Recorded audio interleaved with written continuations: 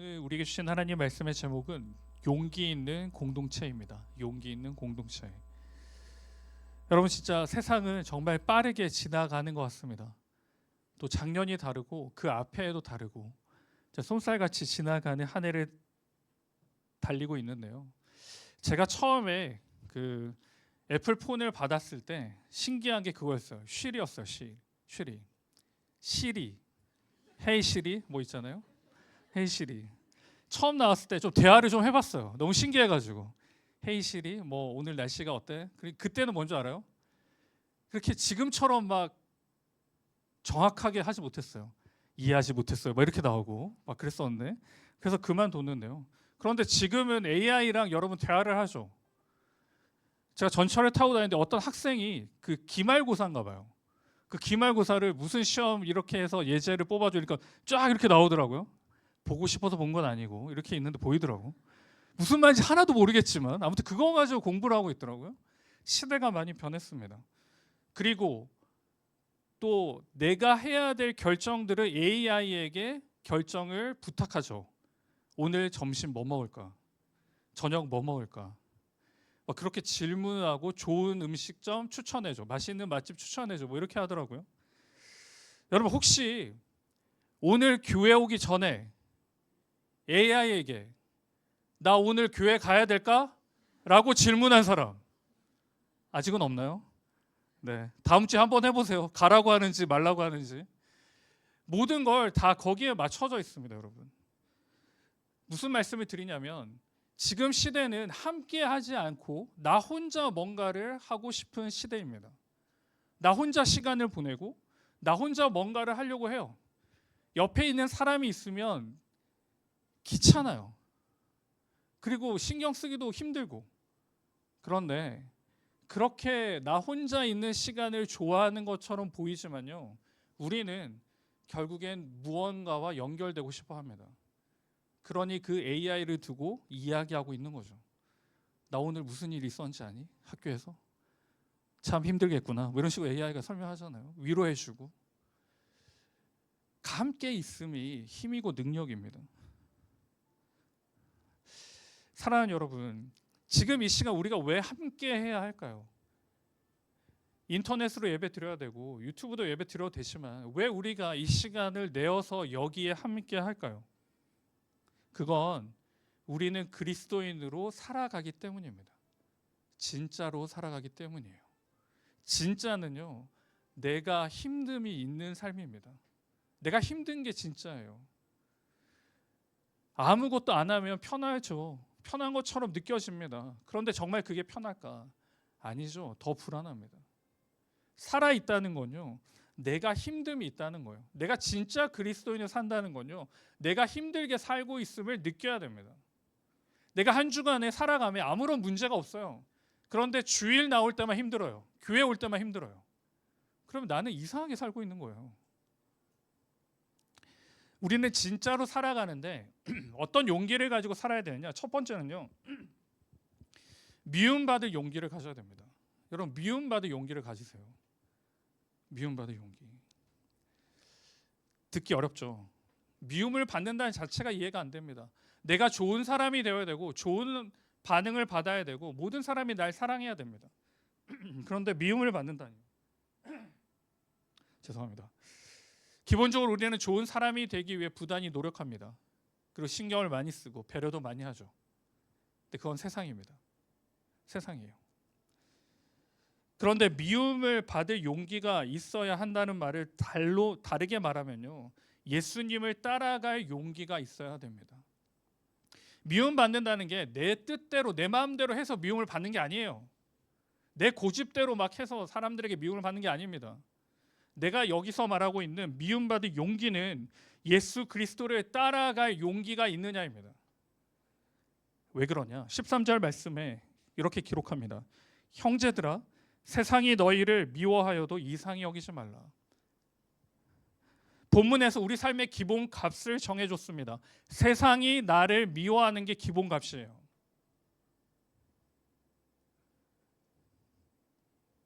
미움을 받는 것은 무언가가 마음에 들지 않을 때 미움을 받잖아요.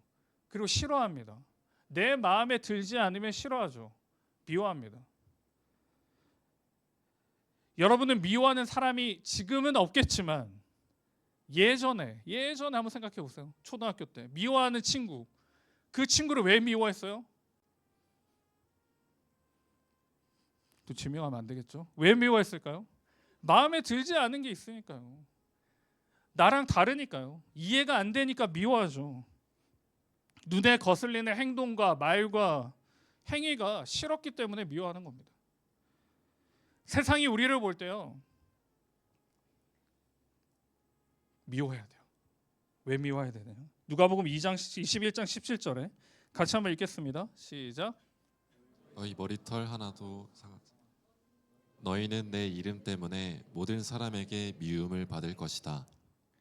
네, 예수 그리스도의 이름 때문에 모든 사람에게 미움을 받는다라고 이야기합니다. 세상과 우리의 가장 큰 차이점이 있다면 우리는 예수 그리스도를 믿는 그리스도인이에요. 가장 큰 차이가 있죠. 세상은 이걸 싫어합니다. 예수님을 싫어해요. 그리스도인이다라고 말할 때는요, 우리가 그리스도를 구주로 고백하고 그분의 삶을 그분 안에 살아가기로 결정했기 때문에 그리스도인이다라고 말합니다. 그러니 세상은 그리스도인을 싫어할 수밖에 없어요. 여러분은 세상에 미움을 받고 계십니까? 아니면 세상은 나를 좋아합니까? 교회 다니지 않는 친구들은 여러분과 만나는 걸 좋아하나요? 아니면 싫어하나요? 아니면 너무 나를 기다리고 있나요? 오늘 예배 4시 반에 마치니? 빨리 만나자. 여러분, 세상이 날 좋아한다는 건요, 문제가 있는 겁니다. 문제가 있는 거예요. 왜냐? 야고보서 4장 4절에 보시면 그런즉 누구든지 세상과 벗이 되고자 하는 자는 스스로 하나님과 뭐가 된다? 원수가 되는 것이다 라고 이야기합니다. 세상과 친해지면요, 하나님과 원수가 됩니다. 하나님과 원수가 된 많은 사람들의 최후가 있죠. 그들의 최후는 멸망이었습니다. 나는 그리스도인으로서 세상에 미움받을 준비와 용기가 있는가? 이 용기가 없다면요, 우리는 잘못 살고 있는 겁니다. 세상이 날 미워하려면 나는 어떻게 살아야 될까요? 세상이 나를 좋아하지 않고 나랑 벗삼지 않으려면 나는 무엇을 해야 될까요? 거룩하게 사는 겁니다, 여러분. 거룩하게 사는 거예요. 그게 세상이 나를 미워하는 겁니다. 세상이 나를 미워하도록 거룩하게 사는 거예요. 모두가 예스라고 할 때 나는 뭐라고 해야 될까요? 성경에 비추어서 아니면 아니라고 이야기하는 겁니다. 그게 세상의 미움을 받는 거예요. 그런데 우리는 어떻게 합니까? 세상의 눈치를 보며 살죠. 목사님이 이거는 아니라고 했는데, 근데 뭐 괜찮지 않을까? 뭐 한 번쯤은 그렇게 생각하죠. 여러분, 그건 미움받을 용기가 없어요. 그건 세상과 벗사는 겁니다. 하나님과 척지는 거예요. 성경이 말씀하고 있잖아요. 다시 한번 우리가 용기를 가지기 바랍니다. 세상이 나를 미워받을 용기를 내세요. 거룩하게 사세요. 교회 안 다니는 사람과 똑같이 살지 마세요, 여러분. 세상과 벗삼지 마세요. 그러면 우리는 그렇게 살 때 무슨 유익이 있을까요? 목사님, 그럼 유익이 있어야 될 거 아닙니까? 세상과 척지었을 때 유익이 있어야죠. 당연히 유익이 있습니다, 여러분. 누가복음 21장 18절 19절에 보니까 너희 머리털 하나도 상하지 아니하리라. 너희 인내로 너희 영혼을 얻으리라. 세상과 척지어 살아가는 사람의 삶은요, 하나님이 책임지십니다. 하나님이 책임지세요. 미움받을 용기를 내십시오. 누군가가, 여러분의 친한 친구가 와, 너 왜 예수 이야기해? 너 왜 교회 이야기해? 너 왜 성경 이야기해? 나 너랑 안 놀아. 여러분 이게 뭘까요? 아, 나 어떡하지? 인간관계가 망한 걸까요? 아니요, 여러분. 그건 내가 바르게 살고 있다는 징표입니다. 내가 예수 그리스도로 말미암아 살고 있다는 증거예요. 그렇게 말한 친구들은 어떻게 될까요? 달라지는 걸 봅니다, 여러분. 그걸 꼭 경험하셔야 돼요. 그걸 경험하셔야 됩니다. 그러니 나를 통해 조롱하거나 핍박하거나 박해하는 걸 요즘은 경험하지 못하죠. 여러분, 누군가가 내가 예수 그리스도를 이야기했을 때 연락하지 마라고 이야기할 때는요, 여러분 기뻐하셔야 돼요. 아, 내가 이제야 제대로 살고 있구나. 내가 이제야 영향력을 나타내면서 살고 있구나. 그리스도의 영향력은 내가 착한 사람으로 사는 게 아닙니다. 예수님의 뜻대로 사는 게 그리스도의 영향력이에요. 모두가 괜찮다라고 할 때요, 여러분만큼은 말씀 안에서 안 된다라고 얘기하십시오. 모두가 다 할 수 있다라고 할 때 말씀에 비추어서 안 될 때는요, 아니라라고 이야기할 수 있는 그 용기가 우리 안에 있기를 주님의 이름으로 축복합니다. 여러분, 세상으로 미움 받으세요. 하나님이 기뻐하십니다. 세상이 나를 미워할 때 하나님께서 영광 받으세요. 그걸 꼭 기억하십시오. 우리는 그리스도인으로 이 땅에 살아갑니다. 미움받을 용기를 주님 안에서, 그 말씀 안에서 발견하시고 담대히 나아가시는 우리가 되기를 주님의 이름으로 축복합니다. 두 번째는요, 어떤 용기가 있어야 되느냐? 사랑함의 용기가 있어야 됩니다. 여러분, 사랑할 때도 용기가 필요합니다. 우리가 지금까지 모쏠일 수는 있죠.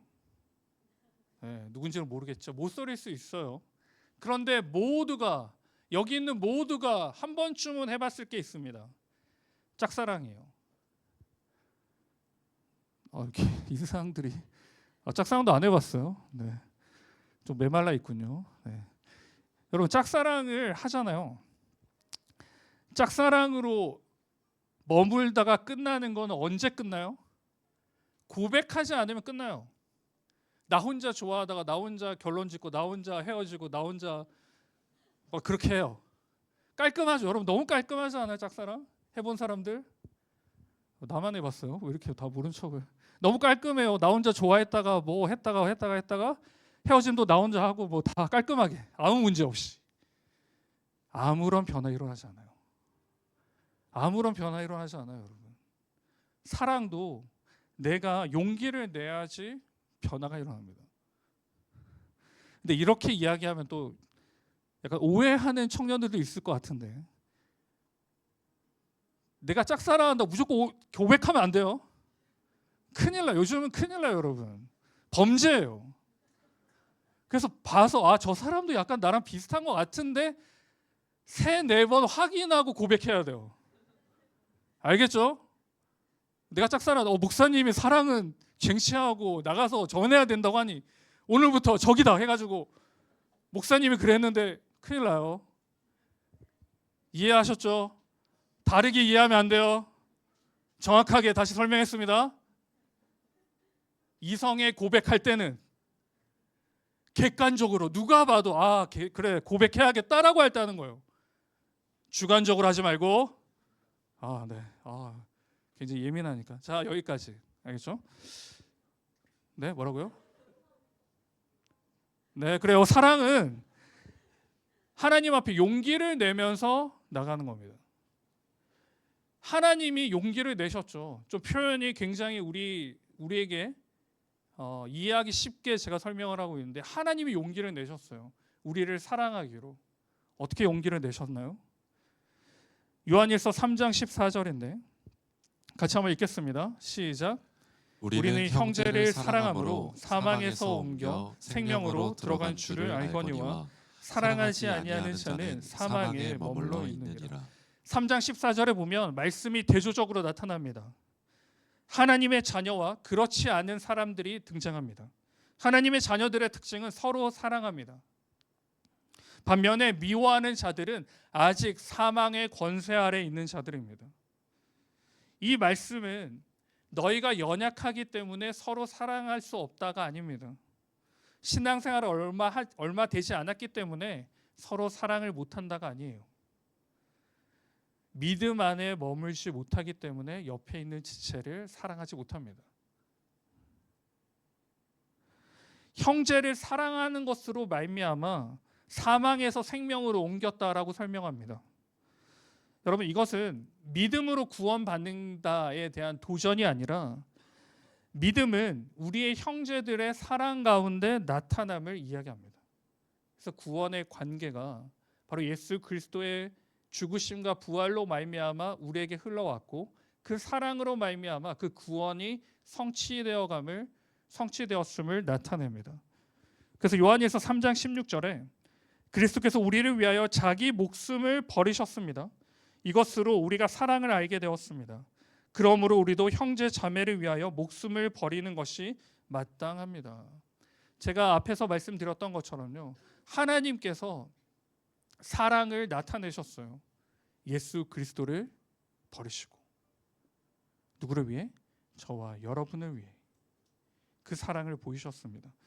예수님께서 목숨을 내어주셨다라는 말은요, 사랑을 보여주기 위한 자발적이고 의도적인 행위임을 이야기해요.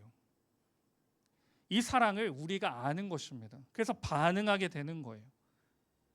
그럼 여기서 형제 자매를 위해 목숨을 버려야 된다라고 나오잖아요. 이건 그냥 순교의 의미가 아니라 속죄의 의미입니다. 속죄의 의미입니다. 다른 사람을 위해 계획된 자기의 희생이 바로 예수 그리스도의 죽음입니다. 그러면 우리도 서로 사랑하라고 하니까요, 어떻게 사랑해야 될까요? 우리 옆에 있는 지체들 한번 봅시다. 어떻게 하면 사랑하는 것일까요? 주 안에서 사랑하는 것일까요? 여러분, 옆에 있는 지체 사랑할 수 있겠어요? 몇 명 한 20% 정도만 사랑을 하고 있군요. 사랑한다는 건요, 우리가 예수 그리스도의 모범을 따라서 그 옆에 있는 사람의 그 연약함을 나의 연약함으로 생각하고 붙들고 하나님 앞에 나아가는 걸 말해요. 사랑하는 게 막 계속 연락 주고받고 이런 세상적인 사랑을 이야기하는 게 아닙니다. 이해가 되죠? 주 안에서 사랑하는 거. 그건 옆에 있는 지체의 연약함을 나의 연약함으로 생각하고 같이 아파하고 슬퍼하고 기도하는 것을 이야기해요. 여기에 용기가 필요합니다. 그런데 여기서 목숨을 바치라라고 얘기하잖아요. 목숨을 바친다. 여러분, 우리가 목숨을 바칠 일이 있을까요? 제가 여러분을 위해서 목숨을 바칠 일이 지금 있을까요? 없죠. 여러분도 저를 위해서 목숨을 바칠 일이 있습니까? 없습니다. 무슨 말씀을 드리고 있냐면요, 목숨을 바칠 정도의 위중한 일도 아닌데 사소한 일에 그 사랑을 나타내지 못함을 이야기해요. 사소한 일에 사랑을 나타내지 못합니다. 주변에 도움이 필요한 사람들에게 그 도움을 주지 못하고 있어요. 그 사랑을 나타내지 못합니다. 책임을 실천하지 못하는 거예요. 제가 지난주 제자 훈련할 때요, 실천 과제를 하나 줬습니다. 실천 과제가 뭐였냐면 나에게 도움이 필요한 사람에게 도움을 주라 였어요. 그래서 이제 아직 강의가 다음 주 화요일이기 때문에 어떤 실천을 했는지 기대가 되는데, 어떠한 훈련생이 저한테 이런 질문했습니다. 사람이어야 될까요? 그래서 제가 사람이어야 된다라고 이야기를 했습니다. 여기서 말씀을 드리고 있는 주 안에서 형제들을 사랑하는 건요, 동물, 식물을 사랑하는 것도 뭐 좋죠. 그러나 하나님의 형상을 지음받은 옆에 있는 지체를 사랑하는 거예요. 그게 말과 혀로 하지 말라는 겁니다. 행함과 진실함으로 나타나야 돼요. 사랑을 하기 위해서는 전제적인 조건이 하나 있습니다. 옆에 있는 지체들을 보세요. 아까 전에 제가 설명을 드렸는데 사랑할 수 있겠습니까? 근데 대부분의 사람들은 나보다 조금 부족할 때 사랑할 수 있어요. 나보다 조금 잘났으면 사랑하기 힘들어요. 그리고 내가 생각할 때 너무 좀 뭐라 해야 될까? 나랑 안 맞는 사람은 사랑할 수 없습니다. 이 전제는 뭘까요? 내가 부족함이 없을 때. 내가 부족함이 없다는 겁니다. 내가 부족함이 없을 때요, 옆에 있는 지체를 사랑 못해요. 내가 부족함이 없을 때요, 옆에 있는 사람들을 위해 기도 못합니다. 내가 잘났으니까요. 언제 옆에 있는 사람들이 들어오느냐? 나도 힘들고 어려운데 나와 똑같이 힘들고 어려운 사람들에게 동질감을 느껴요. 아, 너도 힘들구나. 나도 힘든데. 주 안에서 사랑하고 옆에 있는 사람들을 사랑한다는 뜻은 무슨 말이냐? 내가 내세울 게 없다는 걸 인정하는 겁니다. 하나님 앞에 나는 죄인이고 나와 옆에 있는 지체들을 동일하게 사랑을 받았고 긍휼하심을 입었음을 고백하는 거예요. 그러니 옆에 있는 지체를 사랑하는 겁니다.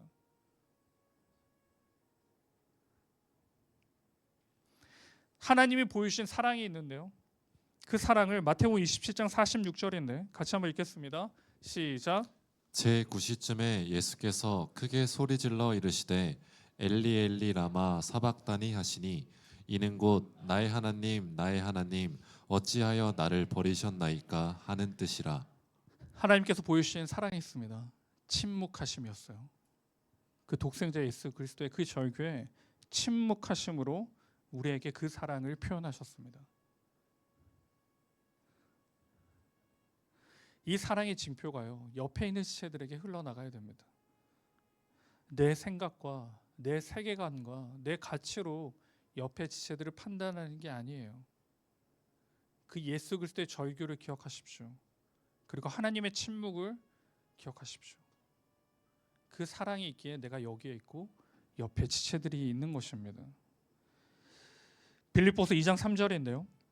아무 일에든지 다툼이나 허영을 하지 말고 오직 겸손한 마음으로 각각 자기보다 남을 낮게 여기라. 사랑의 기본입니다. 옆에 있는 지체를 나보다 낮게 여기십시오. 그리고 존중하십시오. 그게 사랑의 발현입니다. 말씀을 맺겠습니다. 우리 본문의 23절 24절에 이렇게 기록하는데요.